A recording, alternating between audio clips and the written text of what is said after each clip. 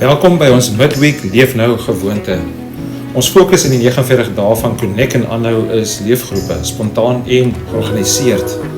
Leefgroepe help ons connect, help ons in ons koinonia om saam te groei en uit te reik. En een van die praktiese gewoontes om dit te doen, is om saam met ander mense te eet. What the world needs now is love, sweet love. It's the only thing that there's just too little of. What the world needs now is love, sweet love. No, not just for some, but for everyone. Ons kan ons verhouding met God se wêreld en met God se mense met passie vier. Feeste was nog altyd deel van gelowiges se lewe.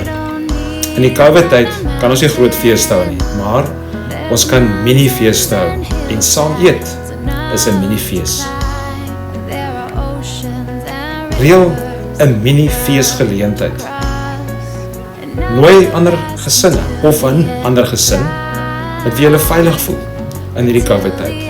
Nooi vriende, kuier lekker saam en vier mense, die wêreld en die lewe as 'n geskenk van God. Doen dit veilig en wys, in 'n oop genoeg spasie, of hou ook 'n piknik sommer buite, of kuier lekker saam buite waar dit veilig is.